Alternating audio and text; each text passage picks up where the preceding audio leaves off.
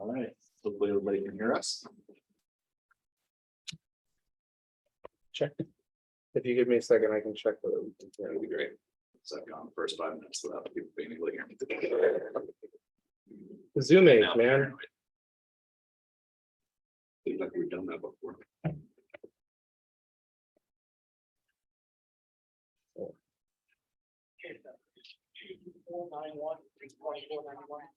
All right, talk again there for a second. Test. Yep. All right, good. Okay, I'm going to call this meeting of the Wabash Township Board to order. We'll start with a roll call. Member David Tate is absent. Member Brendan Betts Here. and member Ian Pitlars is here. Let's move on to the Pledge of Allegiance.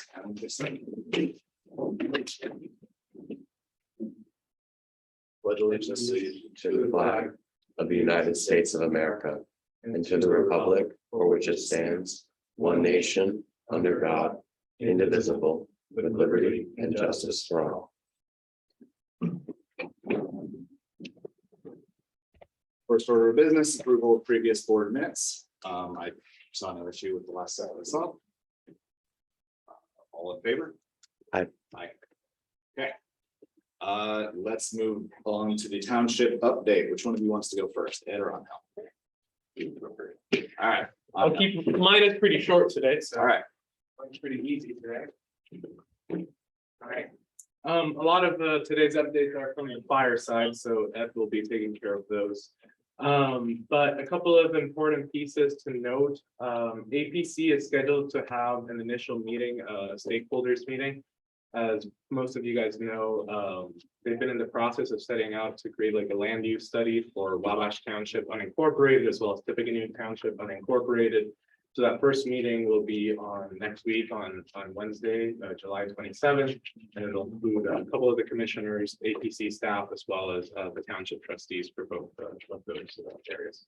And that one will identify stakeholders in the community that are important, and and that'll be part of the process. So that's the beginning step of what's going to be a 6-month process or longer. So we're working on that. On the township assistance piece, we're approaching about $9,000 spent this year when it comes to township assistance. For those members of the board that were here last year, they'll remember that last year we spent just $250. So we're doing a good job trying to serve folks in need. And also we've been continuing to build partnerships with other community members and other groups. Last week, we also met with Devin Moore out of West Lafayette Police Department. Just an initial conversation, to be able to know what resources we have available as well, because she's a crisis response specialist over at WLPD. So it's an important connection for us to be able to build as well, because we want to make sure that folks have access to the resources in their community to be able to improve their circumstances. So that's what we're working towards. I think that those are the two biggest pieces. We've still been doing a couple other stuff. I know Ed will touch on some of them, including some of our marketing strategy that we're hoping, and you'll see some of that in the budget as well for next year. And a couple of other pieces too. We continue to improve all of our networking stuff. We've had a couple of hiccups last week, but everything's going good. And you'll be able to hear a lot more about the fire side, which has been the focus of my last couple of weeks here shortly. So, shoot board.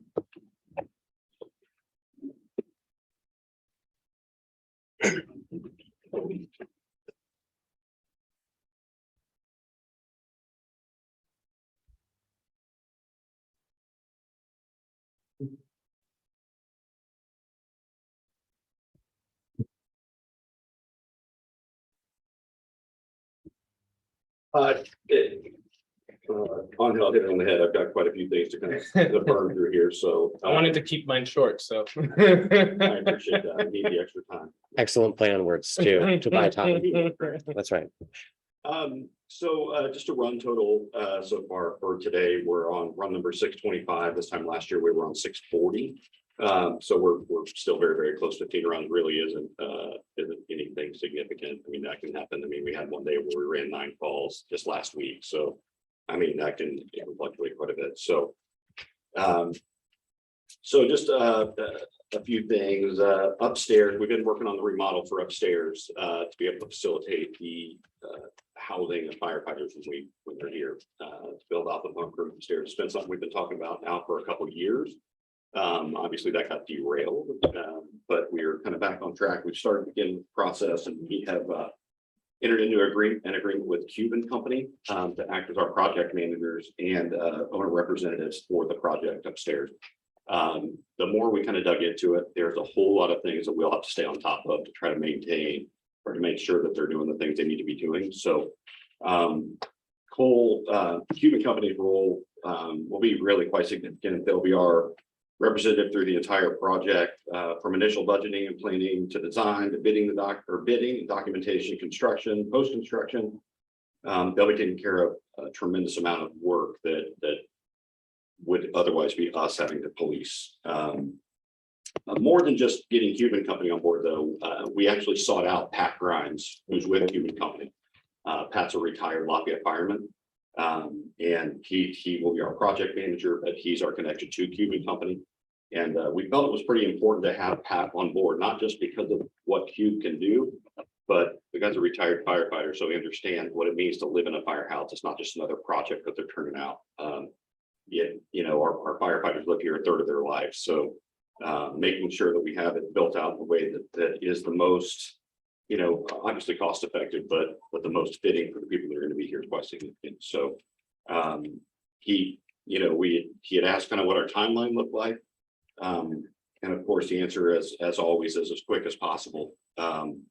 We were hoping to get it done, wrapped up this year if possible. And I mentioned that thinking that he would laugh at me, and he believed that it's possible. So it looks like we're looking at 8 to 10 week construction time ish once they get moving. So we've been able to change just having Pat here and going upstairs with us and looking around helped us kind of change the project enough that it'll make the project go a lot faster, and it'll save us a significant amount of money in some of the things that he suggested already. So I spoke with Pat today, and right now the plan is next week Pat is going to line up. They have a designer that they utilize. He's going to line up with the designer next week, set a meeting with her. And then once they kind of talk preliminarily, we're all going to sit down and talk together to get it planned out. He envisioned it going very fast. So, so that project's moving.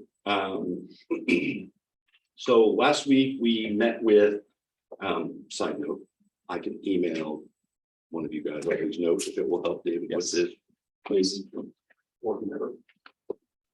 So last week we met with a team from Find Date Performance Marketing.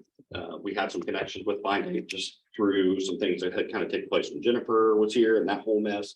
Find Date really helped us out. And we met with them again to discuss kind of helping build a recruitment retention plan moving forward, a campaign to try to help us recruit more volunteer firefighters, specifically rooted in recruiting more volunteers. We currently have 6 to 8 applications in process for volunteers. So that's a very, very good thing right now that we're working on that. Wabash has never historically had an issue recruiting volunteers.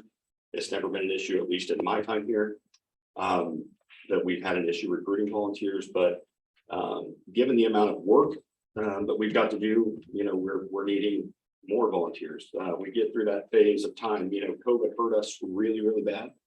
And then obviously the other things that occurred here hurt us more. It hurt us not just in recruitment, but retaining folks at the same time. So I think that kind of set the trend, and it's really, really hard to kind of, we're just starting that process again where we're starting to receive applications. We're getting a lot going out, getting a lot coming back in. So we've already put, you know, in the last 2 weeks, we've had 4 people, I believe 4 or 5 folks that we've already got started, and then we've got 7 or 8 more applications of folks that are interested. So our goal is through this recruiting campaign is just to kind of to bolster that as much as we can. Our goal would, at least my goal, is to have at least 50 volunteers right now. You know, in simply putting a number on it, just because we have to be able to outfit those people. We would struggle right now outfitting much more than you know, 6 or 8 folks. We just don't have the turnout gear upstairs. So you know, we can recruit all day long. We can have hundreds of people knocking on the door, but at some point we still have to be able to outfit those people to get them trained, to get them on the road to be able to work. So We're not really in a position where, it's simplistic to share gear, turnout gear, to share equipment. Battleground Fire Department just put on 12 in a class that they just did. They are in the same spot. They had a whole bunch of people, they wanted to bring them on, but they're not able to outfit them. Right now, turnaround time when you're ordering bunker gear is 6 to 8 months to get that gear in once it's ordered. It's like everything else that we're getting right now, everything's backlogged trying to get things. So we're able to sporadically get some things, helmets here, boots there, but the turnout gear itself, the coat and pants, that's a very, very hard thing to come by and try to get quickly. So we're trying to figure out how to make it work in a way that we're not putting people in a bad spot in terms of expired gear. We've got expired turnout gear that normally we would offload that because it had met its threshold of time that we could maintain it. And we're exploring the option to hold on to it just for around the station training sort of stuff, just to give people something to have to start that practice with. So, but that's on us to police it not leaving the building, to put us in a place where it could put us potentially in a liability situation. So, so we're working on the campaign to try to get more recruitment, and I don't envision it being a big problem for us.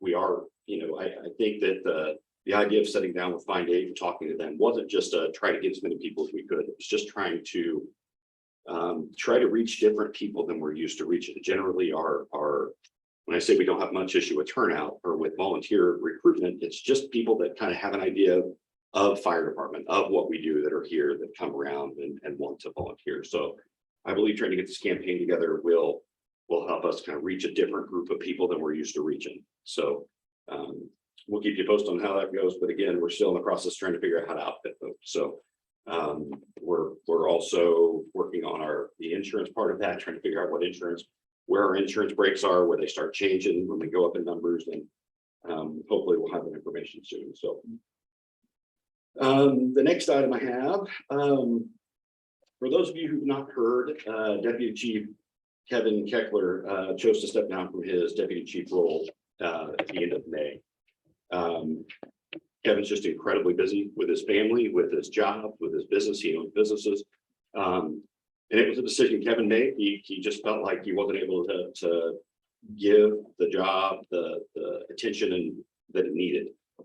He actually come to us and said he wanted to stay on, and he wanted to stay with the department. He just didn't feel like that in the role, with all of the things that we had going on and the things that we see coming in the future. He just didn't feel like he had the ability to devote the time to it that it required. So Kevin's been with us for right at 20 years. It'll be 20 years at the beginning of October. Kevin has been a tremendous asset for us.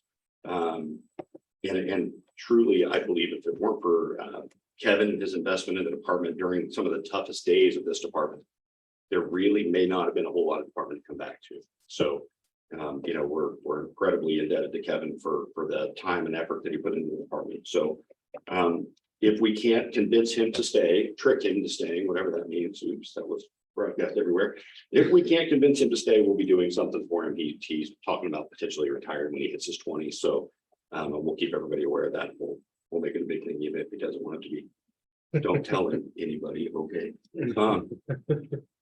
So with Kevin's retirement, of course, that leaves a vacancy, not just a vacancy in the officers, but kind of in the command staff of the department. So it became, we were trying to decide how we wanted to fill the role. If it was something we wanted to do right away, we wanted to give us some time to figure out kind of where we want things to settle. But with so many things coming our way in a very short period of time, we decided it was a good idea to probably go ahead and work through the promotional process and get those positions filled. And get wrapped up, give those folks time to kind of get settled into their positions, figure out what their roles were going to be and how they were going to do those things before we started a big recruitment campaign, before we started recruiting career staff, before we started the projects upstairs, all of the ISO reevaluation in October. There's a whole lot of things that are coming that we're going to need kind of all hands on deck. So beyond just the recruitment retention, there's a lot more things. We're starting to tackle some pretty outside the box sort of initiatives in the department in terms of our fire and EMS training, delving into some pretty deep community engagement initiatives with organizations like Mental Health America.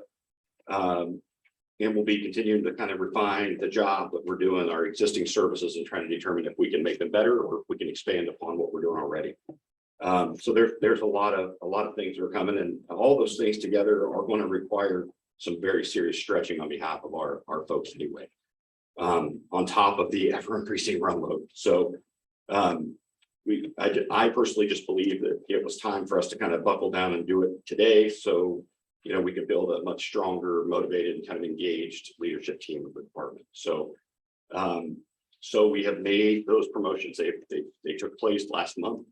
And really the majority of the officer moved around a little bit, but I'll send this all to you guys, but Deputy Chief Lewis stayed in his position. Joe Wade filled the position of Deputy Chief that Kevin Kessler vacated. And there's more on that as we go, but David Hedden, Derek Cook stayed in his assistant chief position. David Hedden moved up into Joe's position. So David will be kind of helping with the training. David will kind of be helping at large through the chiefs, trying to help shoulder a lot of extra work. Drew Hampton's been promoted to captain. Drew will be helping with our EMS division, handling a lot of the extra back end ordering and supply stuff, auditing our run reports. The part that I missed was Sherry Hertz, who was our EMS captain. Sherry's position changed as well. Sherry is our division chief of EMS now. So Sherry is all things EMS, not just EMS though. Sherry's job description just keeps growing, and she hasn't thrown anything at me yet, so I haven't stopped. But Sherry's taking care of all things employee health. Any sort of employee health stuff, as our public safety physicals are coming back. She's reviewing those for our own information. Just because the state says that person's good to go.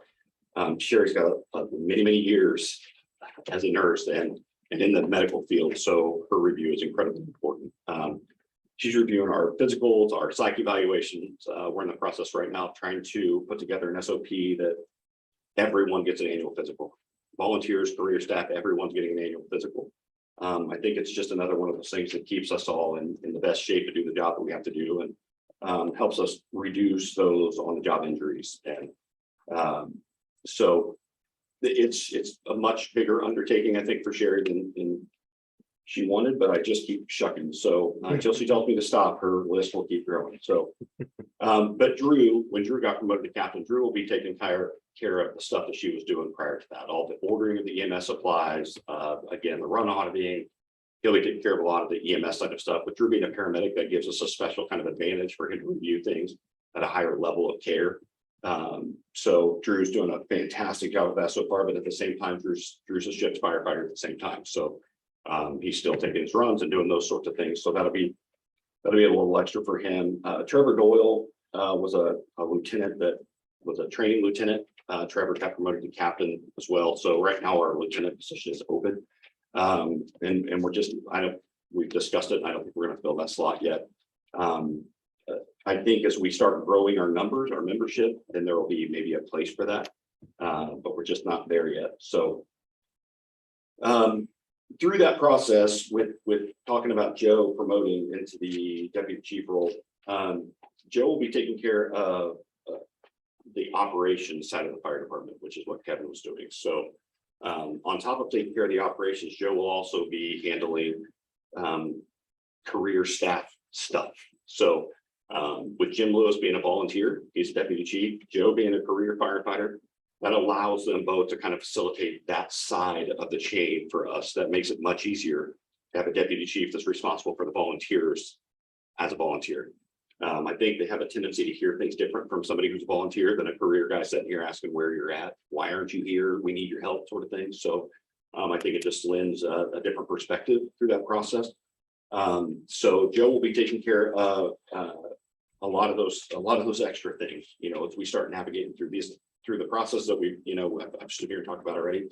We've got a lot of extra things coming. Grant writing, there's a ton of extra things that we've got to dive into, and Joe will also be one of those people whose list of things just continue to grow, but we're getting there. So as Joe promotes into that position, it's going to be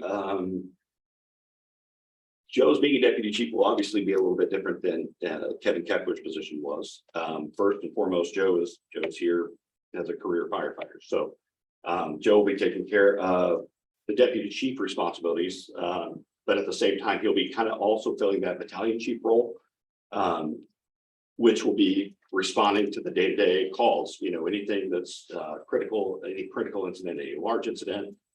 Joe will be responding to those calls to provide us a chief on the scene, which to me is incredibly important. I think any large scale incident, especially incidents that we have other agencies responding with us, it's imperative to me that we have somebody on the scene that can not only help make, those sort of tactical decisions, but also somebody that's able to speak on behalf of the fire department, on behalf of the township, on behalf of our stakeholders, that's able to be there and be a representative and not just be somebody that's got their hands dirty doing the work. So Joe will be kind of doing both of those things. Eventually, we'll get to a point that our shift captains will kind of work in that role or serve in that role. But until then, Joe will be kind of filling a couple of roles. He'll be doing kind of the deputy chief administrative stuff. There will be some administrative stuff that ends up getting shipped over to Joe. But at the same time, he's still wanting to handle training. Joe's our training chief. Our training chief is an assistant chief, and he is still going to be handling training. So there's a whole lot of things that Joe will be kind of helping navigate. And there's a lot of people that we're going to be tapping for some extra help for these things as we get moving. So with growth comes those need for other things that we just haven't had. So as Joe's kind of trying to work through both of those roles, Joe will also be somebody that's able to respond to calls just like I will after hours sort of thing. So again, with any of those large scale incidents, anything like that, there'll be times Joe responds alongside me, and there'll be times Joe responds without me. And Deputy Chief Lewis is doing the same thing. So there will be one of us on the scene of hopefully, barring anything significant, there will be one of the three of us on the scene of every large scale incident, which to me is significant. I think that it bodes a lot for us in terms of our ability to self-police and not you get where I'm headed. So in doing that, I think that we're getting to a place where for Joe to be able to, for us to have those responses off duty, Joe will end up probably issuing Joe the Tahoe that we have now, the battalion Tahoe. It's lettered as a battalion. Joe will end up getting that, and we'll start the process of trying to find something else, another vehicle for me to get around in as well. But that'll be kind of Joe's primary vehicle that'll have all the equipment in it. Joe will be able to respond on duty and off duty, especially when there's a crew here. Joe will use that same vehicle to respond for, if we've got a crew here, Joe will go ahead of them and we'll get a size up done. We'll determine our need for resources, things of that nature. So that's just part of the process. Moving through that, looking for a vehicle, that's something that did not go in the 5-year plan. It was just an erroneous thing. I didn't even think about that part as we were moving through that part. So I believe right now in doing so, just a little bit of looking I've done so far, it's a very, very short thing. We just discussed it a couple days ago. So I think we're able to, it's incredibly difficult to get vehicles right now too, than anything else. So we've been able to kind of stretch our borders a little bit, how far we were looking, and being able to find something that's a 21 or so still on the lot someplace is super helpful to us. So we may have to be a little more flexible in what we're looking for to be able to save, as much money as we can. So I think when we got the pickups, the two F-250 pickups, when we got those, I think we were budgeting around 70,000 a vehicle for that. I think we can come in significantly less. I think we can probably get a Durango or something of that nature, smaller, that gets better fuel mileage and things than the Tahoe does. I think we can probably come in around 35, 36 with our pricing. So and then of course we'll have to outfit it. So I'm guessing we'll stay under 50, 55 or so. But the money's there in Cuban Fire still. We've dug through that to make sure the resources are there and money's available to do it. But along with that, we still have to start figuring out what equipment we can purchase. So we're nearing the end of the year, not nearing the end of the year, but right now we're projecting the end of the year, and we just have a lot of those things. We've discussed our AEDs need to be replaced and some things like that. We can't get parts for our AEDs. They've actually just stopped making our pediatric pads for our AEDs, which is going to expedite that process a little bit in having to replace those.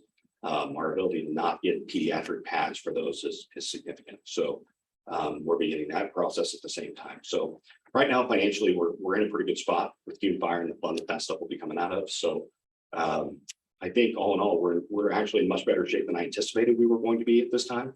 with the amount of stuff that we kind of had to do to catch up when we all came back. So I think we're all in really good shape. So if you guys have any questions before I sit down. I have a couple of notes, or just, I guess, some thoughts based on several things you mentioned. So I'll start by saying I'm really, really pleased that CUBE's going to be able to take this on and get this done in an expedient fashion.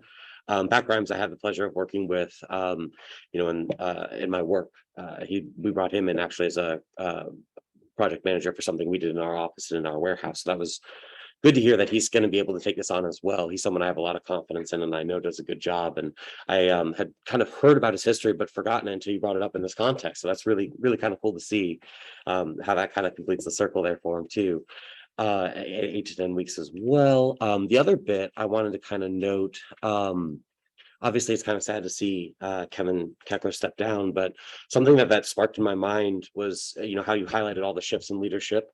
We are so fortunate to have that department that has these folks here, with the expertise, the experience, to provide guidance to, the political side, but also obviously to run things in house. So much so that this was illustrated the other week when I was at work, getting a permit in Carroll County. Cameron Yates is over there. I don't know if you know Cameron, but he, we talked for quite some time that day, and he spoke very highly of our department and of you, Chief Ward, as well. So that's kind of cool to run across. It used to be that at work I'd run across different kinds of discussions about our department, and now it's about professionalism and how we do our job and how we do it well for our citizens. So I was really glad to hear that. I wanted to pass that along as well, just as a slight note, because again, it's kind of nice and refreshing in a sense. So those are kind of the things that stood out to me out of the myriad of things. And again, I'm pretty pleased to see that we've got personnel shifts happening, but we've got the people to cover it as well. And of course, Sherry Hertz is just phenomenal in what she brings to this department. I mean, I can't believe it. So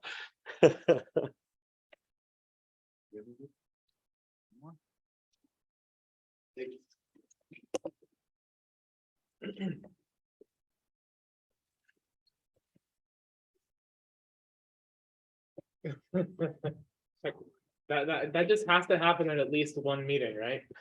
It's just a guaranteed thing. Okay, before we move on, is there any member of the public that wishes to make a comment?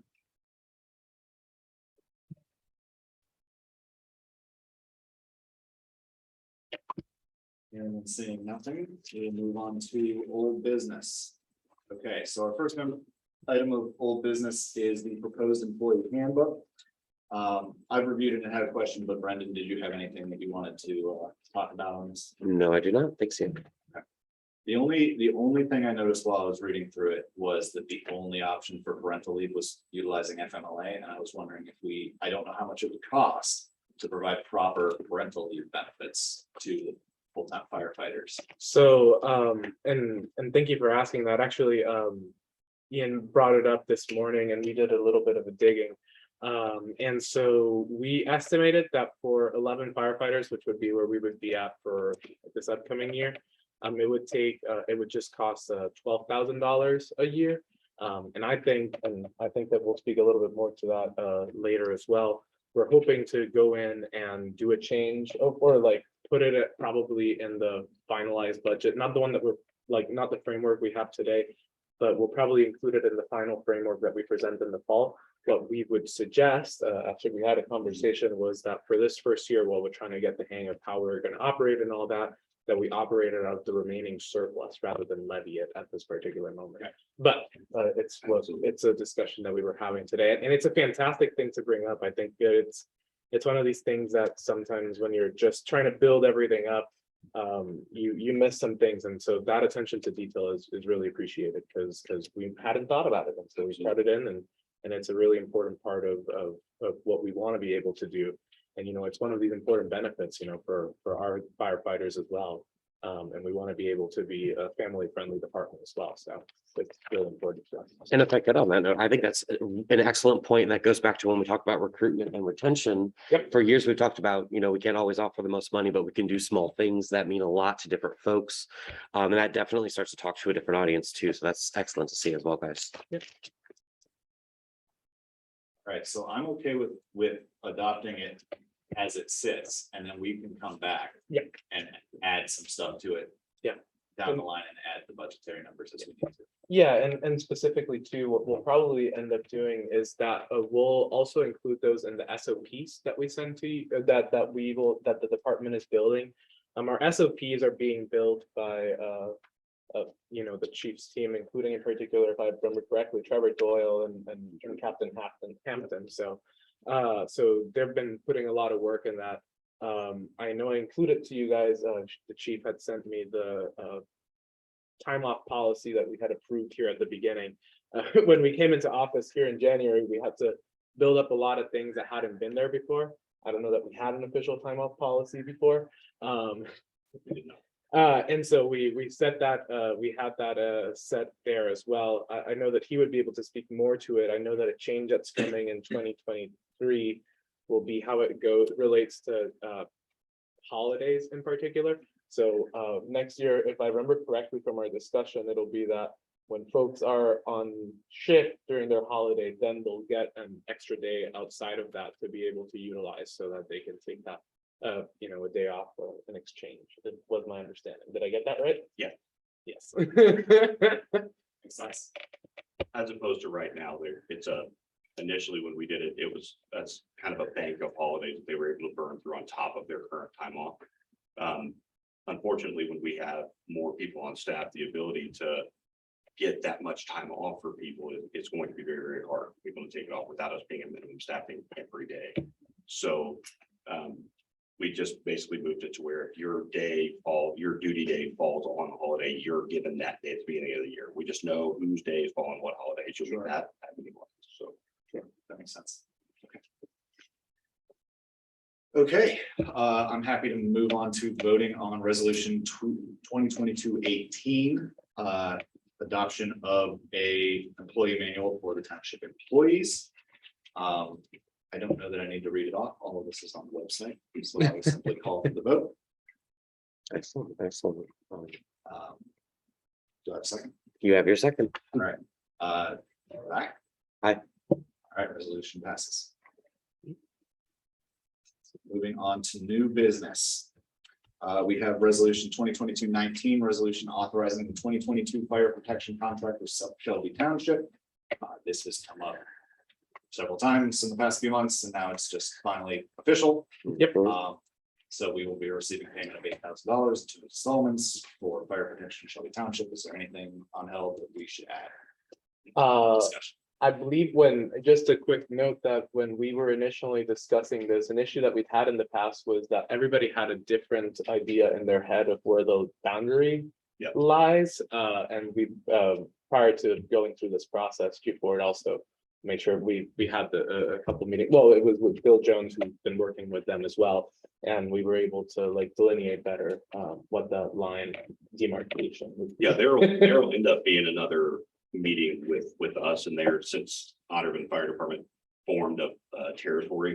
We will sit down with their board and we'll discuss with them kind of more defined where those lines are at. It's just been one of those things for many, many years. It's just been just come this way and we'll let you know when we want you to stop.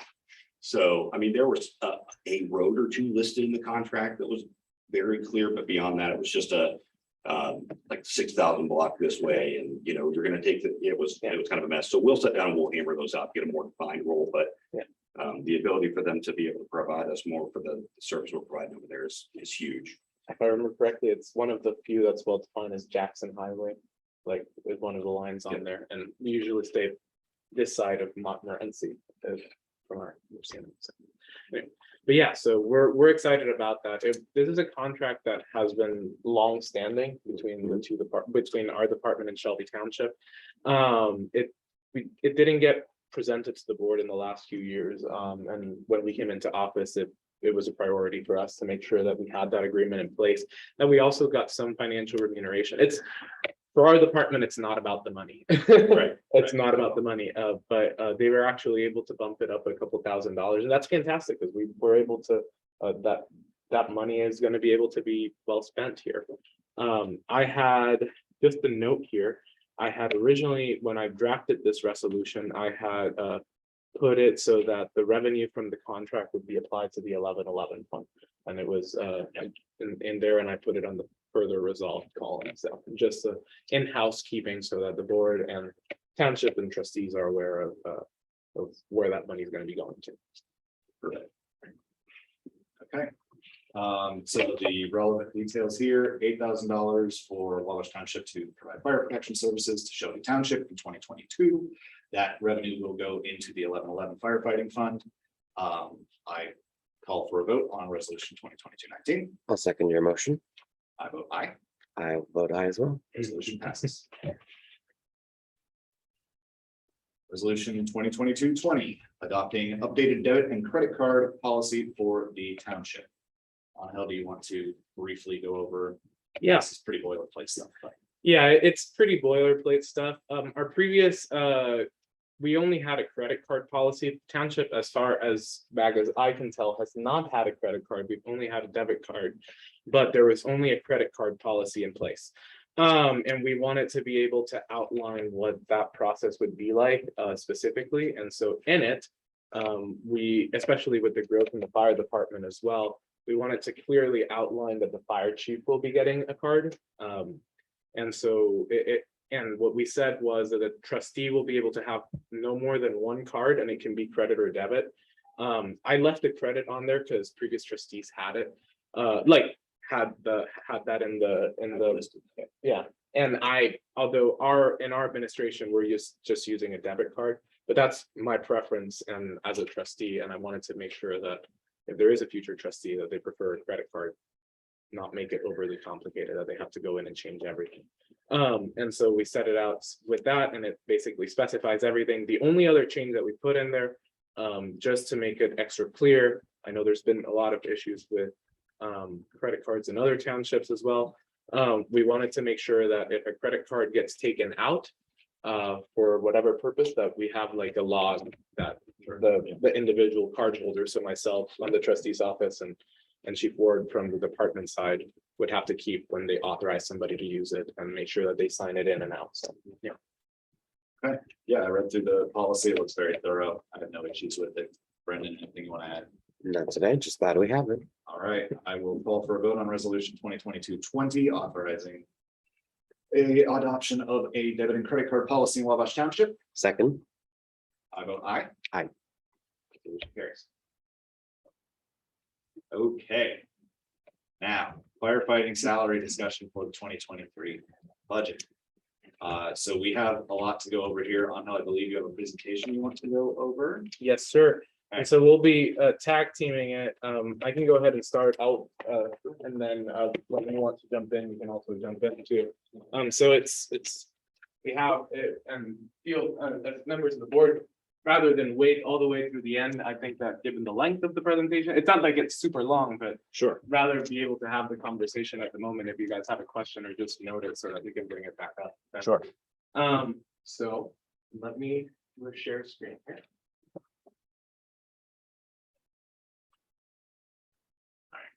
Now, so just a quick thing here. Obviously, what we're proposing is for next year. So just so this is for the 2023 budget year.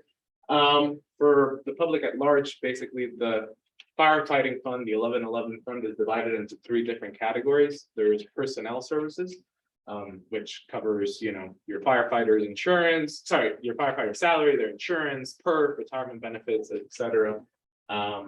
We also have supplies, which saw a significant downgrade this year in how much money we have in that particular category. We'll go a little bit over that as well. And so the two biggest pots there are medical and operating supplies. And we'll cover a little bit of that, and Chief Ward can provide some context there too. Services and charges is the last piece that we have. So just a couple of notes of things that are in services and charges. Volunteer recruitment and retention, which is something that hasn't been in the budget in the past. We're trying to put it in the budget for this year. As Chief Ward mentioned, we've been working the last couple of weeks with Fine Date to get a plan in place for recruitment campaign. So we also have allowances coming out of this fund. We have training, which is a new addition as well. We haven't had a line item for training specifically, which is a little bit embarrassing, but but we're growing the department going forward, making sure that we're running it the right way. And so training is a big important part there, so we'll cover a little bit of that, and Chief Ward can give you more information about what that particularly looks like for us. We also have the repair and maintenance category. That's a new piece that we're bringing into that particular one. It used to be operated out of supplies. And so we shifted it into services and charges because our understanding and Chief Ward's understanding is that it makes a lot more sense for it to come out of that particular pot. So personnel services, real quick. This is the biggest chunk of money for the 1111 fund. It always has been, even when we've had a significantly more constrained budget. For this particular year, as the board is aware, and we are discussing going from 3 firefighters on shift to 9 firefighters on shift. So that's 3 per shift each time. So you got 3 firefighters right now on 24-hour shifts. So, one day on, one day off, etc. For this particular year, you'll note a 4% increase in pay for firefighters. Quick parenthesis in here. When it comes to the 4% increase, it's based off of the framework for salaries that we've been presenting. So we had to do a little bit of changing for some of the positions. Like, for example, Chief Ward's position and Joe Wade's position. When we came into the office, we wanted to professionalize our salaries as well. And so part of what we did was we looked at West Lafayette's payment structure for how the salaries are set up. And that's the one that we discussed last month as well. So their pay changed a little bit as to what it actually was based on the fact that a certain portion of it, when we did the calculation, went to longevity pay. So their pay rate will be bumped up based off of what we designated their pay grade to have been if we had this in place this year, which we don't right now. And lastly, obviously, we have longevity pay, which is a new feature of the budget, and we'll see that there as well. We also are adding deputy fire chief position as a line item, particularly. You guys, obviously, as Chief Ward mentioned, Joe Wade will be moving into that position of deputy chief.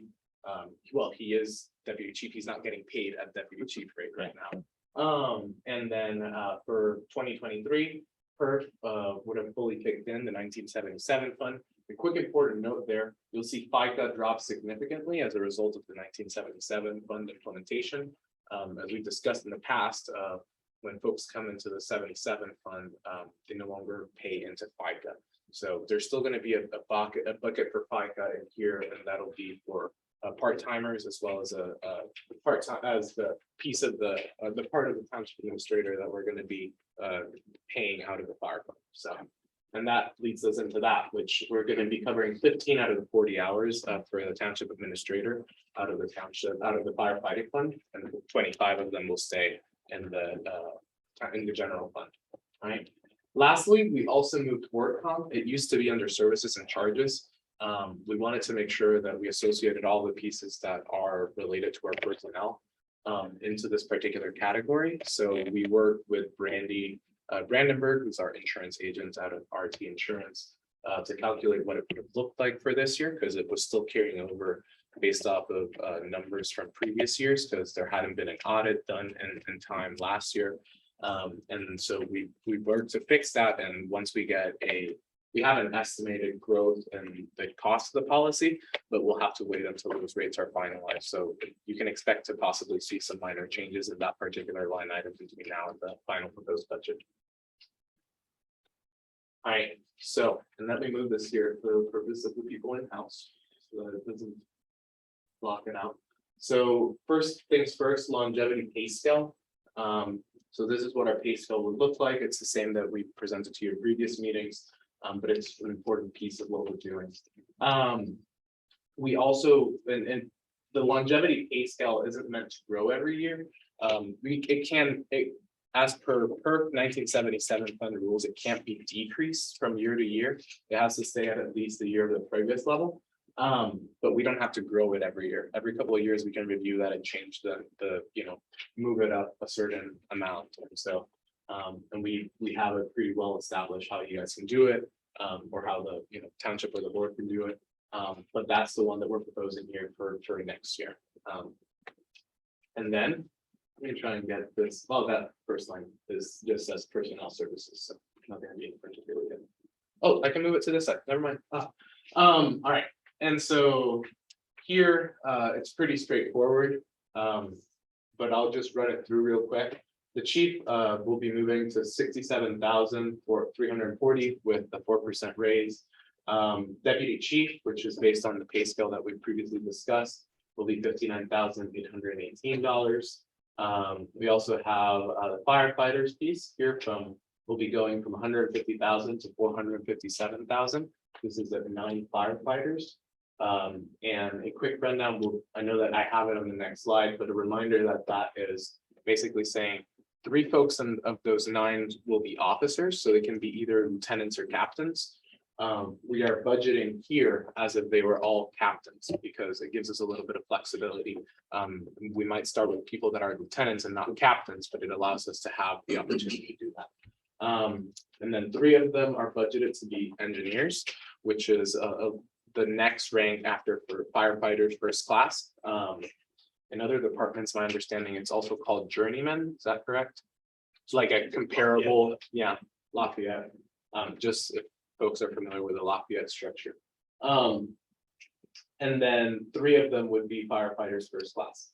Again, that is an upper bound of what we're doing. So for example, at the beginning, we might have folks that are firefighter entry level. And so instead of them being paid a firefighter first class rate, they'd be paid a firefighter entry level. We also have the township admin fire component, which is at 15 hours. And so that comes out to 17,732. And then the longevity, which is a new line item as well, is $5,000. We set it a little bit higher than what we had for just Ed and Joe, because we wanted to make sure that if folks are being hired into the department with some experience and it's part of, and they would like, if part of the negotiation process, if we need to be able to provide some of that longevity when the folks come into the department, we wanted to be able to have some funds allocated when we're doing the growth next year. We also have part-time staff at 29,652. That's meant to be paid. We're good. This year we've been paying at $18 an hour. Next year, and this will be something that comes in the salary resolution, we'll want to set up 2 different pay structures for the part-timers. One of them, which is $18 an hour. Another, if folks are, for example, doing inspections or other pieces which require a little bit more specialization, we'd be able to pay at a slightly higher rate and be able to still keep that out of the part-time staff. So we'll have to work with make sure that the salary resolution is all good when it comes to like clearly delineating how that will be done. But we just wanted to give you an idea of what we're working towards. Health insurance is prorated based off of the costs that we're paying right now, and then obviously factoring in an increase. Again, we haven't received notice of how much the rate of health insurance will be going up next year, but we have factored in at least a 3 or 4% increase, which depending on the year could be spot on or it could be completely off. So once we get that, you can also expect to see some changes in that particular line if there's any big shifts. PERC 1977 fund. So here, just a quick explanation. So the 1977 fund, for regardless of the position of the individual in the department, the township pays 18% of a firefighter's first class salary. So like even in the case of Chief Ward, who has a significantly higher salary than a firefighter's first class, we pay 18% of a firefighter's first class for his retirement benefit. So that's why that number is 100,000, even though we're going to 11 firefighters as opposed to 4 right now. So it's a little bit lower than we had originally anticipated it would be. FICA, as I mentioned, township admin piece and part-time staff piece, and that's the 7.25% for those positions. Lastly, unemployment is prorated. We don't usually spend all of that money. After a certain amount of time, you stop paying into unemployment because it's fully paid for that particular individual, right? So but we want to make sure that there's money there to pay for it. And then lastly, work comp, which is the number that we calculated with Randy. I know that we have a little bit more discussion here, but before we jump on to the next pieces, I know Chief Ward knows the presentation pretty well. So do you want to step in now or do you want to wait until? I'll wait. That's okay. We'll just keep moving. Okay. All right. So why 9 firefighters? Chief Ward can talk more specifically here too, but this is 3 firefighters per shift. Now, even then, we would still be short of the 4 firefighters that NFPA regulations state that we should be rolling out of the net. But as we grow, we're going to try and make it work here. So for daytimes, as Chief Ward mentioned, there will be many times when Deputy Chief Joe Wade will be the 4th man on the truck out of the station.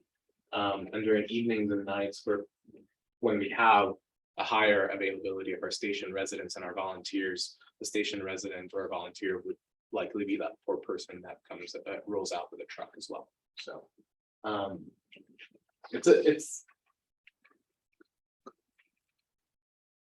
4 firefighters at the station really allows us to roll out significantly faster than we have been doing.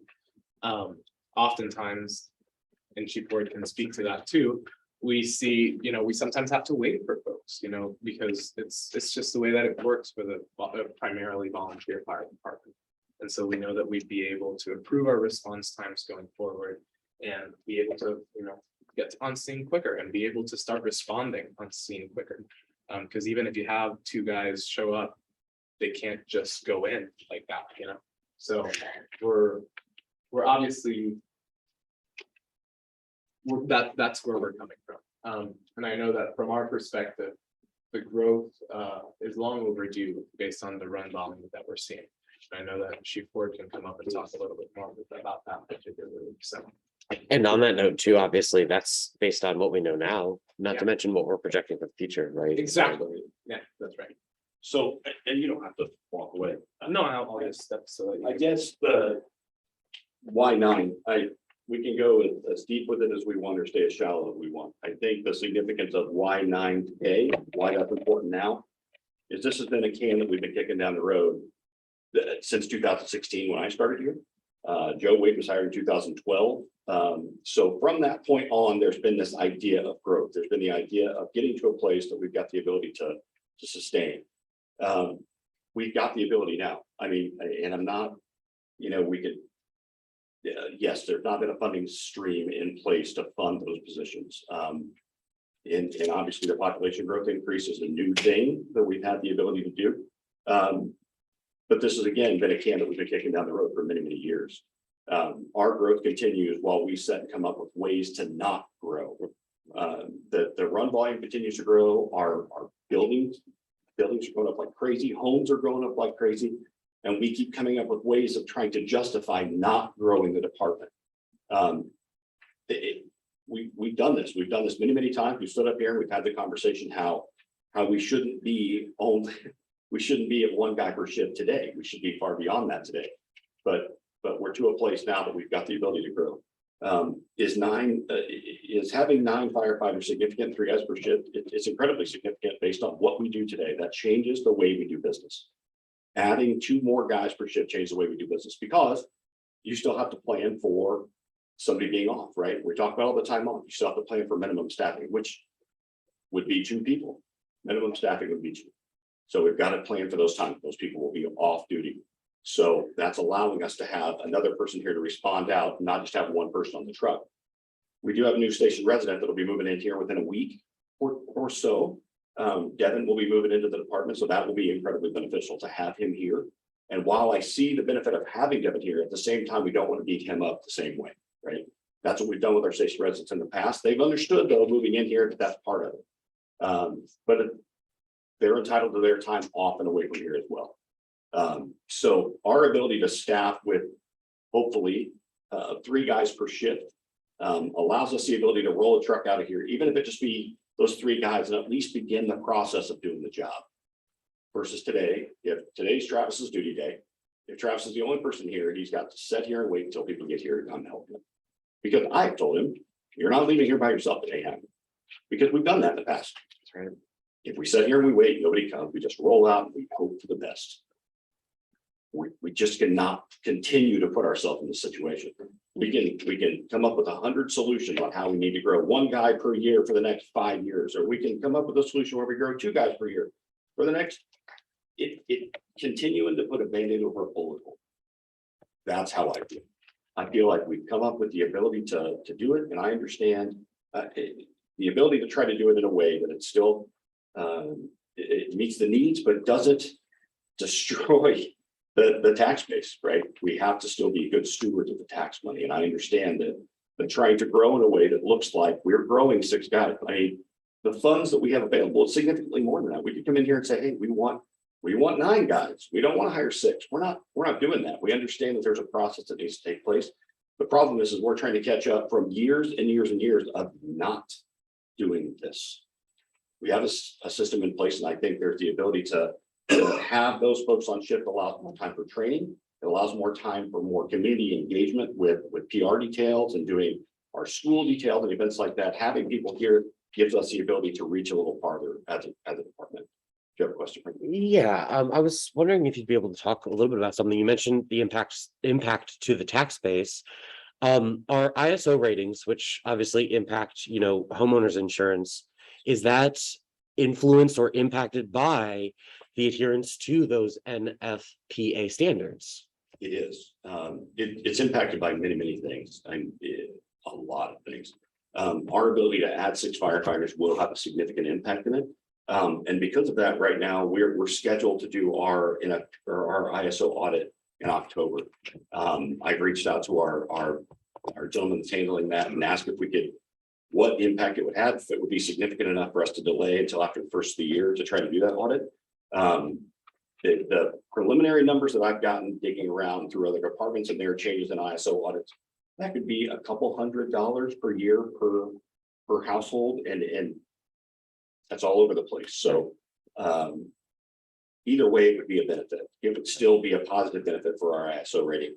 The amount, I don't know, but it would still be a positive benefit for our ISO rating. So not just obviously improved safety and better, safety conditions in our community, but also some kind of help and relief for the homeowner in their pocketbook too. Oh, without a doubt. And on top of, like you say, on top of the ability to have a truck roll up in front of their home and be able to do the job. That's right. With confidence and safety. Many of the things that we've discussed, you guys have heard us hit on this since 2019. Deputy Chief Lewis and I have hit on this a ton about this automatic mutual aid that we're really trying to foster with our surrounding agencies. And it's a big hit for us to be requested to provide automatic aid for Purdue, West Lafayette, for another agency, and us not have a staffed engine rolling up like I expect from them coming here. Right. If they're automatic mutual aiding for us, they show up with an engine that's staffed with at least 4 people. Right. Me sending an engine to them with 2 people is just unacceptable. Right. And I just think that it puts us in a place to where it could muddy that water with our surrounding agencies, if that's what we're doing. No. And so we did want to give you guys a comparison, just so that you're aware of what the all volunteer fire department tax rates, or essentially all volunteer. I know that we as Township have some part-timers on occasion. But this is what the tax rates look for all volunteer fire departments in the community. And obviously, like, we've far outgrown this, but we wanted to give you guys a comparison of that too.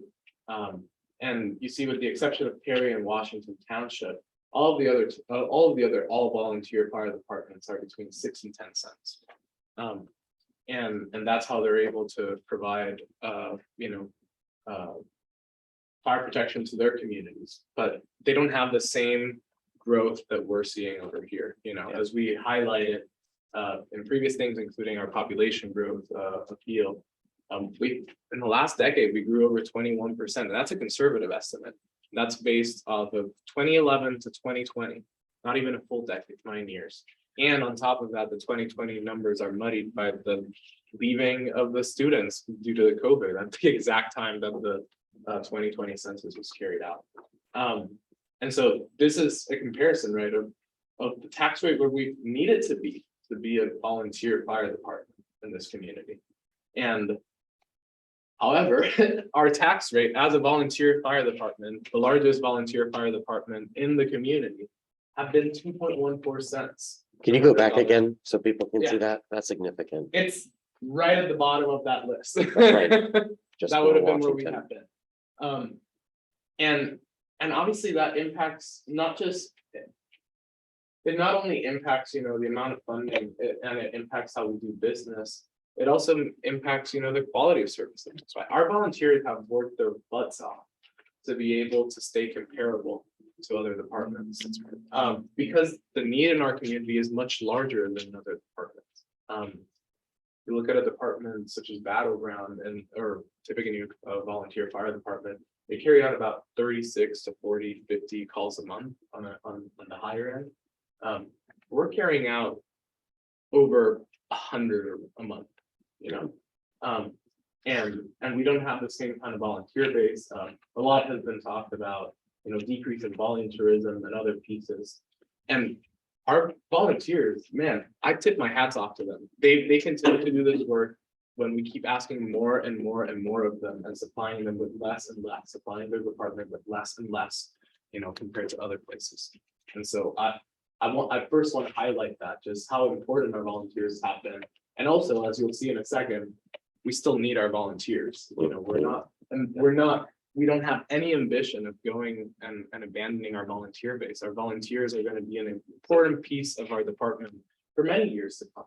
I think as long as there is a Wabash Township Fire Department, there will be a strong volunteer component, and that's something that I think Chief Ward and I are both committed to as well. So that was the rate then. The big picture piece being that we've been unsustainably cash-strapped. I mean, obviously we had a crisis in the last few years, and although personality played a big role in that, we can't deny the fact that also our precarious financial situation as a township also played a role in that as well. I don't think that we would have been in the same situation we were if we had a sustainable funding stream in place. Not to say that people with big personalities couldn't still affect the department, but it would have been a little bit different. Now, just as a note, this has been the highest tax rate that we've had in any year. And this was the year that the township board approved an emergency loan. That's right. And so if you go back to that figure there at 6.87 cents, that still put us dead smack in the middle of all volunteer departments' tax rates. And I think that that's a very important piece to note, because as we've talked about, our population has far outgrown just an all volunteer department, because our volunteers can't come out. There's a difference between a decade ago responding to a 10th or a fifth of the calls that we're responding to today, and then now asking a volunteer pool of the same amount of folks to respond to 1,300 calls a year. Right. That's a big difference. This is a quick draft that does a comparison to career departments. This is our current staffing. So our current staffing, and the bar graph is the yearly calls per firefighter on shift. So right now we have one firefighter on shift, right? And the yearly calls per firefighter on shift for us means that all of our calls are taken by one firefighter on shift, right? Whereas if you look for other departments like Lafayette, West Lafayette, Danville, Pittsboro, Cass County Fire, which Ed with more fire department experience than I do, for all of his experiences, as much as he has is more than I have. We look at these numbers and we see the impact that has. Other departments are running 160, 200 calls per firefighter on shift, and we're running all of them at this moment. And not just that, other departments like West Lafayette, if you look at their tax, at how much their budget is, their effective assessed value tax is 43 cents per $100 of assessed value. Now, we don't envision ever going to the point of West Lafayette. And I think our volunteer base also helps us make sure that we don't have to. But we've needed to grow for a while, and that's what we're trying to do here. This is what it looks like if we go up to the proposed staffing level here. We're still going to be responding to about 433 calls per firefighter on shift, which means that we're still at double what career departments are carrying out. And again, that highlights, even with this scenario, how much we're going to still continue to need our volunteers. And that's part of the reason why the other pieces of what we're proposing here will specifically target volunteer recruitment, training, and retention. And even then, at this rate, our tax rate is not even half of what a comparable department is. I know that if you want to look at, the chief Ward can come in and talk a little bit more about Danville and Pittsburgh, I guess. So they're just, Pittsburgh and Danville are just a couple departments that I'm familiar with, just based on people that I know that work there. So I just kind of reached out and asked some questions because I know they're smaller departments. Their run load is comparable to what ours is. Pittsburgh runs about 700 calls a year or so. And I know that I knew they had 6 people they were staffing per shift. I was trying to figure out how they were making that work. So that kind of helped us dive a little deeper into how the money flows. I mean, every place is different. Everybody's got their own way of doing business, but it's Pittsburgh staffs 4 people full-time and they have 2 part-timers every shift. So I mean, it's still a wash. It still comes out to they've got 6 people staffed per shift. Danville, God bless them, finding a way to do it, staffing 8 people per shift and making it work. Their run load is about 300 calls more a year than we run, staffing 8 people per shift. And I understand that this could very, very easily look like we're struggling to water our own grass, paying attention to what other people's grass looks like, but we still have a job to do. And at the end of the day, that job is no less here than it is in Pittsburgh or Danville. Cass County Fire District, they run 350 calls a year and they staff 4 people per shift. It's primarily rural as well. It absolutely is. Fire district. And again, I to hit on the why again through the process, I understand that this is a jump. I understand that it's significant. The problem again is just the prolonged amount of time. That's staying at 2.14 cents for as long as we did and not progressively increasing that amount of money is why it's such a hit, why it's such a jump. And I wholeheartedly understand the significance of that. It's unfortunate when that tax rate was set that way and there was significantly more farm ground in our area than we have right now. It was a need to foster that rate as much as we could foster that rate. And I understand the area is just blowing up ridiculously and we're not protecting farm ground anymore. We're not protecting as much farm ground today as we were 10 years ago. That's right. It's drastically different. All of those places that we were protecting tax rates for a farm field, there's now 400 homes that have been thrown up in a subdivision in that same plot. Figure out how we're supposed to protect that the same way with the same amount of money. If somebody can justify that to me, I won't ask for another nickel. I don't know how to make it work. Short of, I know what the need is. So we asked for 3 people per shift because what we need is 4 people per shift to roll out of here. I'm still relying upon the volunteer staff of this department to staff one of those seats. In some way, shape, or form, it could be a station resident, it could be volunteers here in this building. We're still relying upon them to staff one of those chairs, one of those seats in a truck rolling out of here. And it will be like that forever. No matter how many people we have in this building, we're still going to need for the volunteers. I know on health hit on that, but it's significant. And we need to remember, again, to me, I think it's really hard to know where we're going if we don't know where we've been. So I think we've got to keep that in mind. But at the same time, we all have to, no matter what no matter how it feels, we still, I believe, have to do what's right for the people that we serve and our customers. And I'm still trying to figure out how we do what's right for our customers and keep our tax rate what it is. I just don't know how to do it. But And I mean, I think, just wrapping up this area, it's a big investment, but it's an investment in our safety, it's an investment in our community. It's an investment that pays dividends for a lot of folks later on when it comes to insurance rates, as member Betts mentioned and Chief Ward highlighted as well, ISO impacts. Obviously our certain pieces are going to change. And obviously there's a lot of factors that go into that, like accessibility to a fire hydrant, all of these things are factors that go into an ISO rate.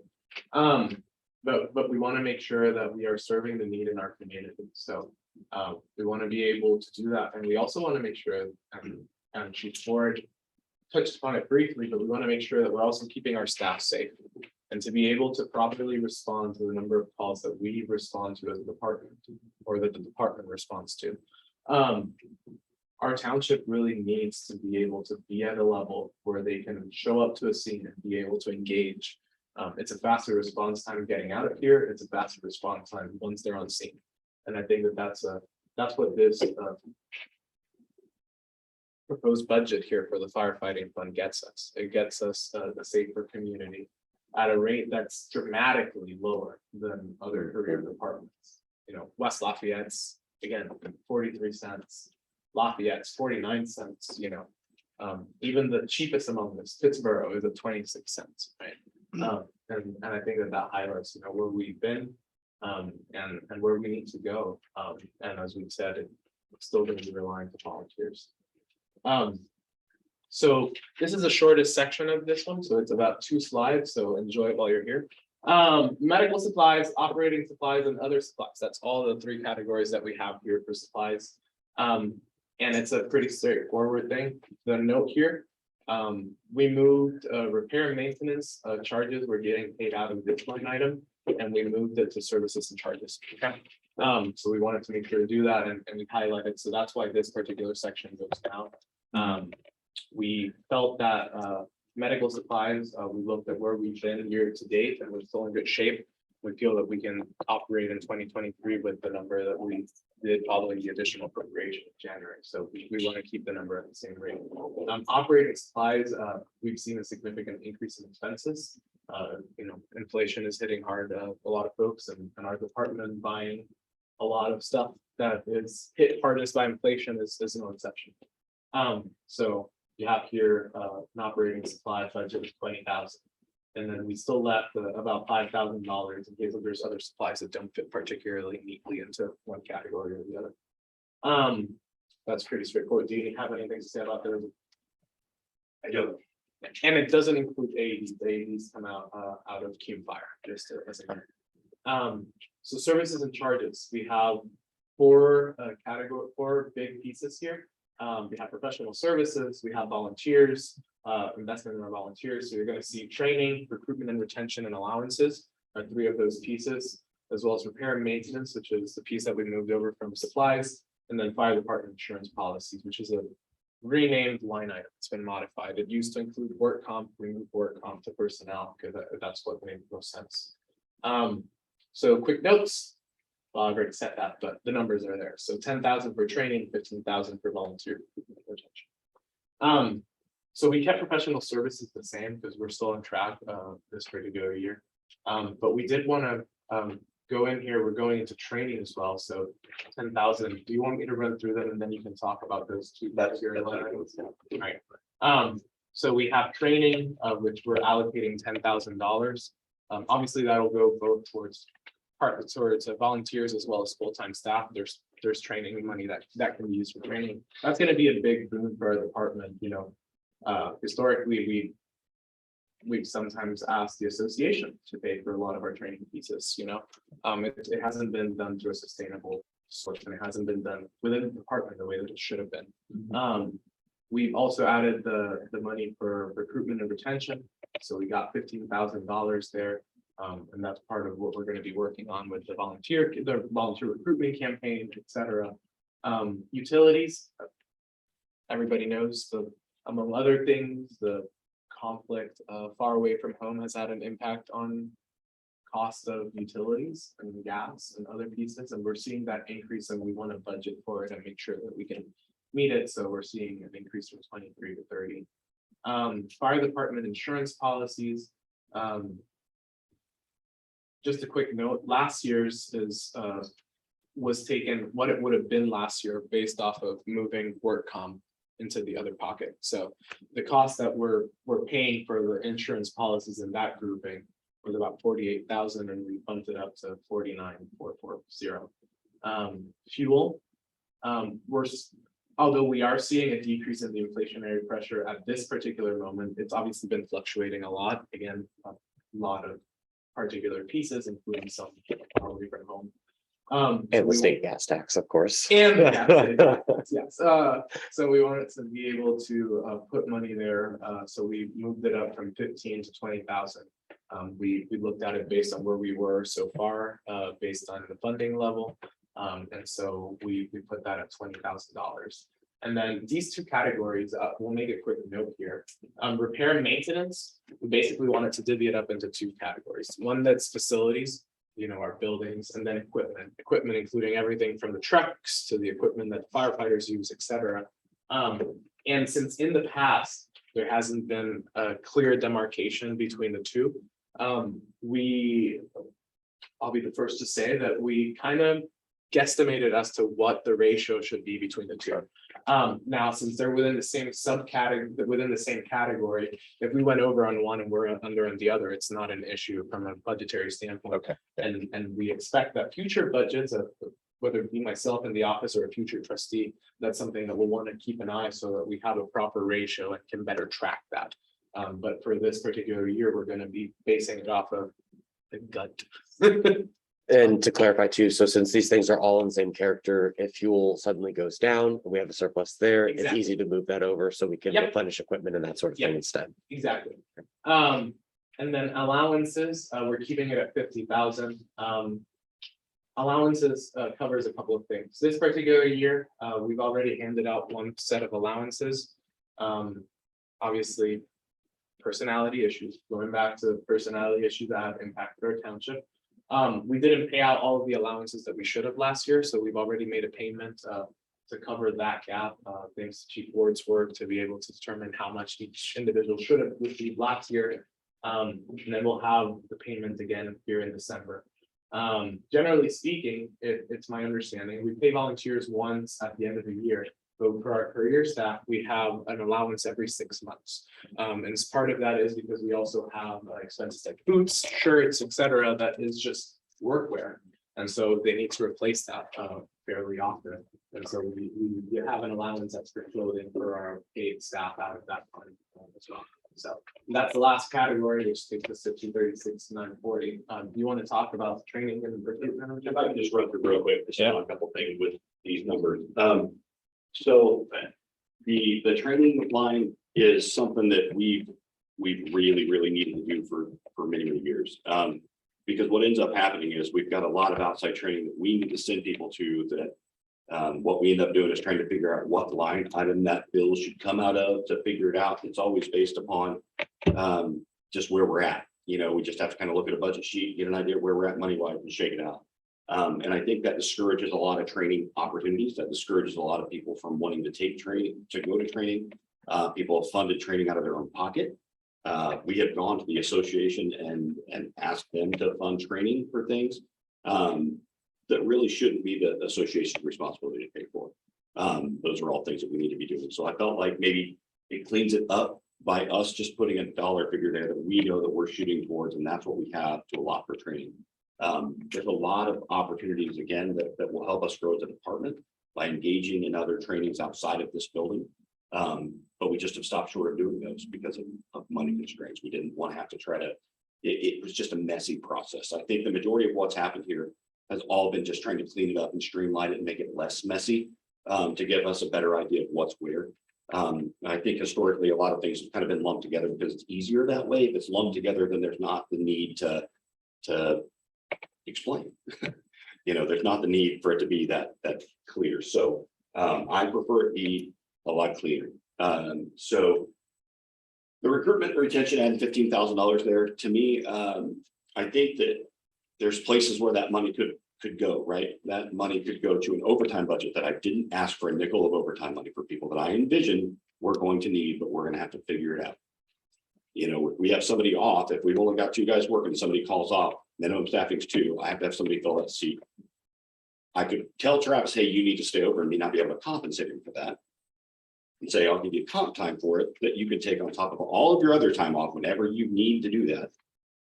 We're not asking for that overtime budget. So I think the ability to build, at least for a year or 2, the ability to build a very strong recruitment and retention program, I think will help offset some of that. I think the volunteers, building a bigger volunteer staff will help us to not have to have that overtime budget. It could also go into the part-time budget. So those are going to be the people that are help filling those holes, even if it be in an interim, if we don't have volunteers that are willing and able to come up here and staff. So as we talked about, the repair and maintenance, the facilities and equipment, that's a more simplistic thing for me more than anything. We've got a lot of needs between our 2 buildings. If it be HVAC, whatever those things be, you know, we discussed the roof that needs to be repaired here often, things like that. I think it's just easier to be able to delineate those things out. And again, no different than inflation is hitting us when we're purchasing things. The exact same things happen when we're getting things worked on. The cost of everything is exponentially more. So I think that gives us a better idea if we're needing something facility wise, we know about where we're at the end of the year. And if those things, it gives us a better idea of what we should kind of pull the trigger on and do without waiting until the end of the year to try to get a bunch of stuff done. So, and allowances, the other thing about allowances is, yes, historically, what we've done is at the end of the year for our volunteers, we paid out one clothing allowance check. Minimum is $250. The state requires we pay out to volunteers that are active members on our roster.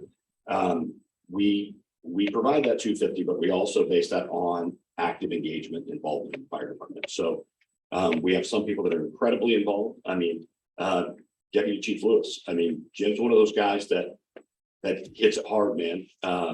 The guys, you know, when we're running 1,300 calls and Jim's hit almost 1,000 of those calls, we've got to be able to take care of that. We've got to be able to compensate him in some way for that, but it not be a payment that we're making to him. So it's really just, we're increasing the amount of money for car and clothing allowance based on the usage. He's using a lot more of his personal gas and vehicle and whatever that be. So we're able to do that. And we're also going to split those into 2 payments a year to make it easier for the volunteers as well. You know, if they're, I think it's just something that helps incentivize that a little bit instead of waiting until the end of the year to cut those checks. If we're doing it twice a year when we're doing the career staff, I think it'll help just give something, maybe a little something, even if it's not significant. We're taking that 250, we'll cut it in half, and then we'll decide their involvement engagement for the first half of the year and the second half. So the checks that were just cut was for the remainder of 2021 of what probably people should have been paid out for. We did not delve deep into numbers of runs. We just set a, you know, the second half, $250 for everybody who's here for the second half versus trying to figure out who was here for what part of the year. And then the first half of the year. So that was the checks that were paid out first half of this year. So the next check will just be the second half of 2022 was paid out. So all in all, that $50,000 goes to those things, paying those car and clothing allowance checks out. They also go towards, again, for our career staff when they're hired, that goes to their uniforms, purchasing uniforms, purchasing, you know, their duty uniforms, not their fire gear, but their boots and pants and shirts and all those things. So that once we're hiring, that's a very, very, very important fund when it comes to us providing all those things. So, And so, that's the, go back to the picture. All right, so this is the firefighting funding request that we'll be probably making here in the fall. Again, there's a couple of line items that are subject to change based on what the final rates of insurance are, changes for next year. For the amount requested would be, and I'll make a note here that following our conversation, the message that you sent this morning asking about FMLA policy, we'll probably make a slightly larger request, but then we'll have the levy be that amount because we think that we want to fund the FMLA policy for next year out of surplus, right? Just so that we're able to see how that looks for next year, and then we can include it in the budget for following years in the levy request. And the tax rate that this comes out to, and this is an estimate, our tax rate is based off of if we have the same amount of growth in 2021 that we did in 2020. In 2020, the net assessed value for the township grew by 9%. We're assuming that it stays at 9%. Last year, the market was really, really hot, so it might actually be more than that. In any case, even if it were 5%, it stays pretty close to 11.2 or 3 cents. But this is based off of a continuing trend of the same growth in net assessed value. Maximum funding level. So this is just so that folks are aware of where we are, like following the population growth appeal. Our maximum funding level is 1.88 million, roughly speaking. We're aiming to stay significantly below that. We want to be able to grow as a department in the future if we continue seeing a lot of population growth.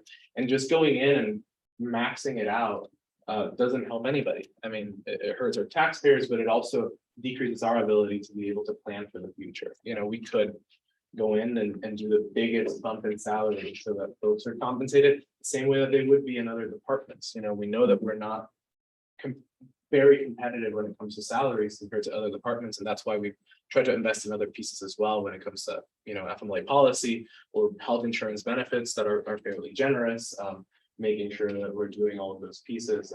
We want to be able to grow still further, and we don't want to just cap out and run into a situation where we need more folks or we need to invest more and we're back again at square one trying to find a sustainable source. We want to be good stewards of taxpayer dollars.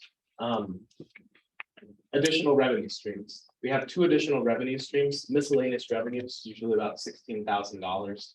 And then the Shelby Township contract, which we just approved, which is $8,000, and we expect that it'll be the same amount next year as well. So $8,000 next year. So our highest possible sustainable funding is about 1.6 billion. And this budget allocates 63.78% of that maximum budget. So we're still trying to leave a bunch of money untouched, close to over a third of the funding that is available to us. We don't want to touch because we want to be able to grow as a department in the future and be able to still, keep our volunteer component active and invest in it as well without needing to go to full career department and then hitting our taxpayers even harder. And I know that we want to be able to continue doing a lot of growth as we continue, going forward. And this allows us to do it in a sustainable way, in a really sustainable, conservative way. And so this is the amount of money that we have not allocated for 2023 in this proposed budget. So we're still leaving just under $700,000 on the table. Continued growth, next steps. For future years, as Fire Chief Ward mentioned, we want to be able to get to 4 firefighters per shift. In the past, we've also mentioned and discussed grants, including the SAFER grant. We're still pursuing that. We want to be able to grow and decrease the impact on our taxpayers. We are cognizant of the impact that increasing our fire protection means for taxpayers. We're cognizant of that, and we want to be able to find ways to alleviate that and still be able to provide the quality service that our community deserves. And then the last piece, as Chief Ward mentioned, we want to aim to have 50 volunteers. I think that by the time that we phase out we go through all of this process over the next few years, the goal would be to be at least 50 in 5 years' time, so, or 6 years' time. Any questions from the board?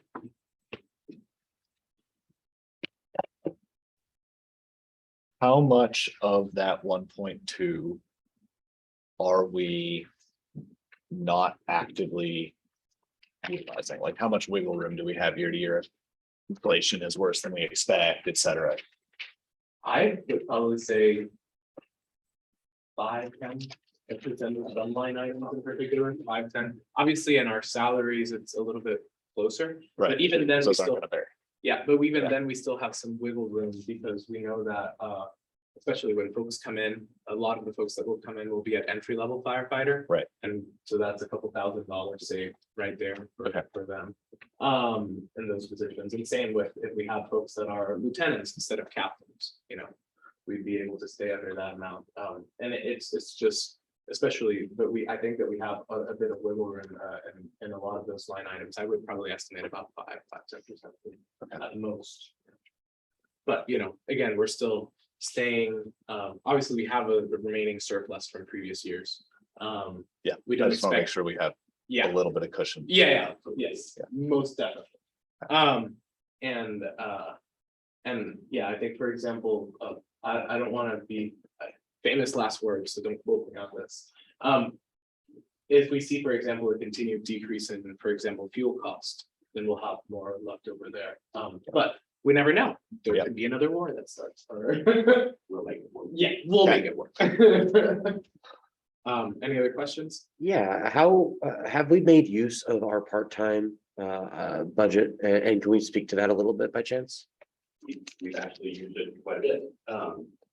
Initially, Andrew Spiker, he was a volunteer here for 4 years. He's one of our part-time staffers.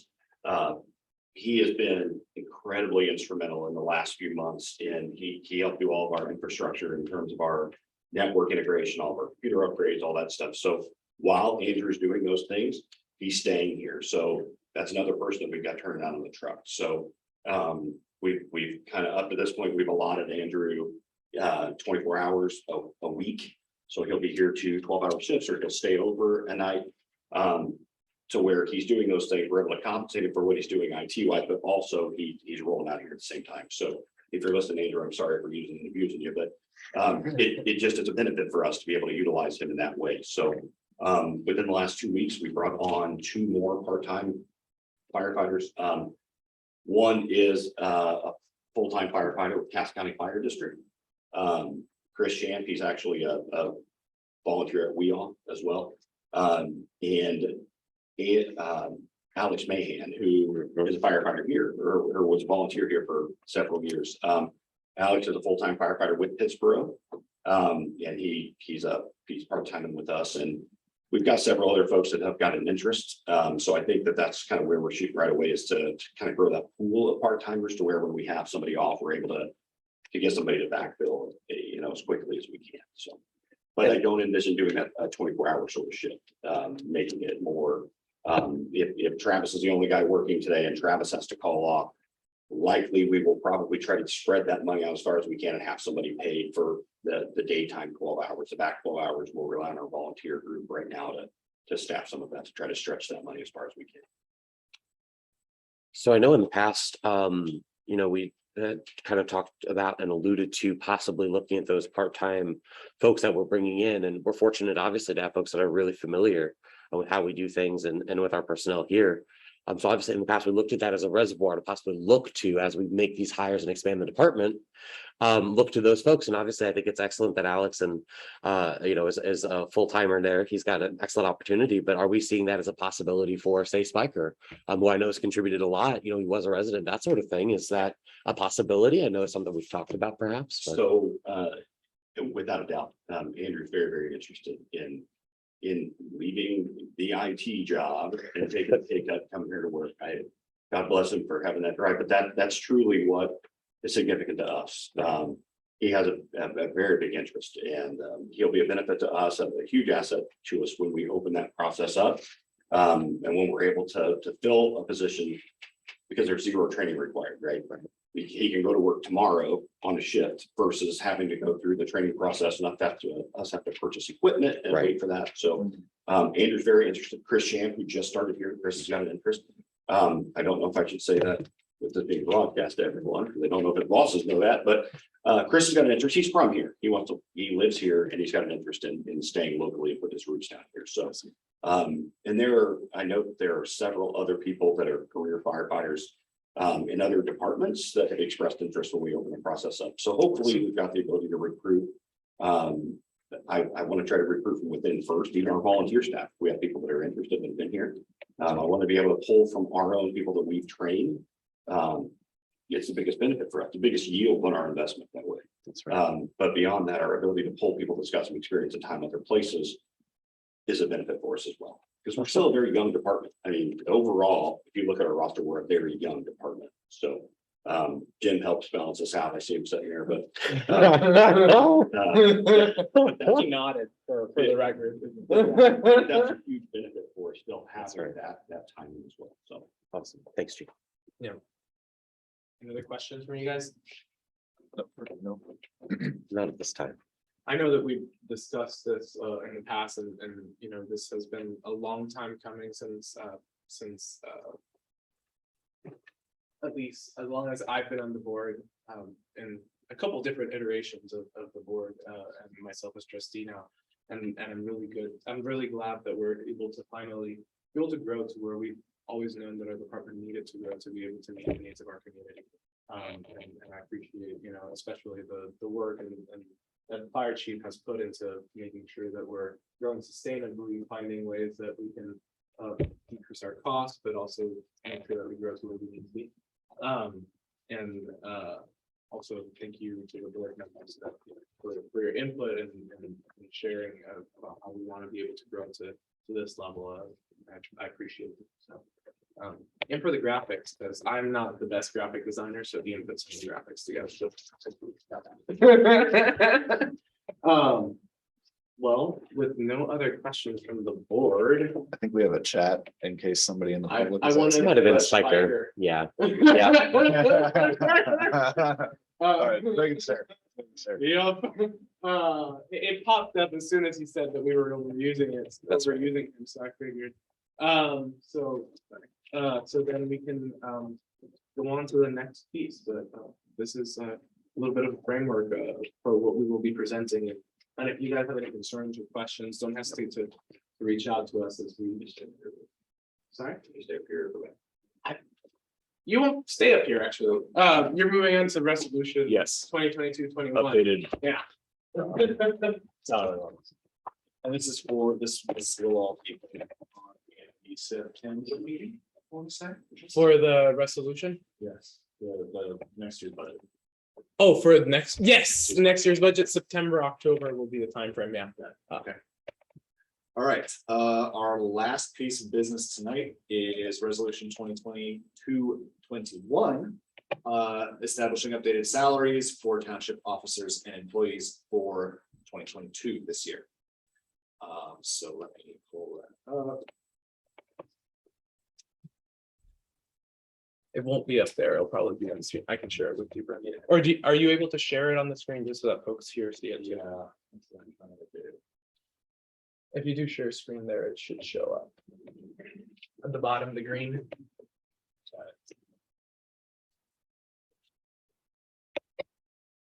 I'm gonna do one last thing so that you can actually see it. Sorry. Yep.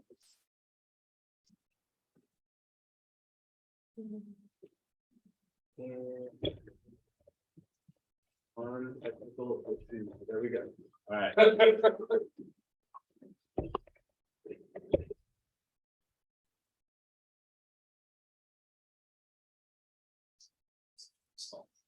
Yes. Okay, so this is, and this is the resolution itself. Yeah. So this is the new rate of compensation that we want to get, and this is from, what is it, July 1? From it would be as effective as when we come in here, and so it wouldn't actually change anybody that's on staff, the rate of compensation. That's why I left Chief Ward up there. The mention that we have here is there's an additional line item that you'll see labeled there, which is the entry-level firefighter. And Chief Ward can speak a little bit more towards that. So as we're moving through the process of, when I discussed Deputy Chief Wade moving into the deputy chief role and kind of taking on the battalion chief responsibilities as well. A big part of what Joe will be responsible for once we bring on more firefighters is their entire training program. So our goal right now is to be able to add to moving Joe into that position, to be able to backfill his position on the shift. So Joe has the ability to do administrative hour part of the time and be able to help fill it the same way at the same time. So we were kind of hopeful that we could get Joe's position backfilled now with somebody hypothetically working part-time already that we can put to work right away. And then Joe be able to stay with whomever that person is for a month or so to be able to help acclimate him into the full-time part of the job. And then be able to come off the truck and be able to start building his training program for our incoming people and our incoming volunteers. With the influx we're expecting with volunteers, it's a completely different training program that we're putting our career staff through. Our career staff has to go through it much faster. But our volunteers, there's much more that's got to go into that program as well. And Joe will spend the majority of his time working on that process. So and helping us refine our SOPs and SOPs relating to those things. So we would like to try to have Joe's spot backfilled as soon as we can get it backfilled. So Joe can start that process of coming off the truck and starting some of the administrative duties.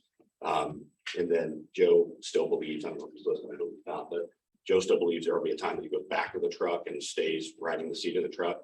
We're going to let him keep believing that, but there's a whole lot of things that's got to take place between there. So I think we've got probably enough work that Jim and I could probably keep him busy for quite a while. So so that's what that request is for. Okay. And the costs associated with it, which again, as we've all noted, there's a couple of pieces that will need to go through for additional appropriation at the end of the year. This would add $15,000 to the cost roughly for this year, for 2023. Obviously, it doesn't impact next year's request because we would just still build up to 9. So, And we have more than enough in our surplus. surplus from last years. Yes. Okay. I have no further questions. Brendan, do you have anything you want to add? I'm good, thank you. All right. Well, if there's nothing further, then I will call for a vote on resolution 2022-21. I'll second that motion. Vote aye. Aye. Thank you very much. And a quick note that we should have said while there, the goal is to have them on board, and the 15,000 is to have them on board for the last quarter of the year, so going in October, so we'll be building all of this, they still have to go through the perf process and all of that. So it's to be able to get them on, and here 1st of October would be the goal, the target timeline, if you will. So, The only other things that we need to do are some announcements. The next meeting will be August 16th. At 7 p.m. right here, we will talk through the general fund and township assistance budgets, the same way we talked through fire today. And are there any announcements that anybody wants to make before we wrap up here? So just a quick one, I know that there's been an idea be kicked around by board members, and I think that we would love to have that too, is like have a town hall closer to the budget specifically. So we still haven't set a date for that, but be on the lookout for that. So Yeah, sometime before the September meeting. yeah, that's right. So the public. Ask us all we want. Ask us. Okay. I call to adjourn the meeting. I'll second that motion. Adjourn. Awesome. Thank you, guys. Everybody. Let me also print this out and I'll end the meeting here shortly. But let me print out the resolution.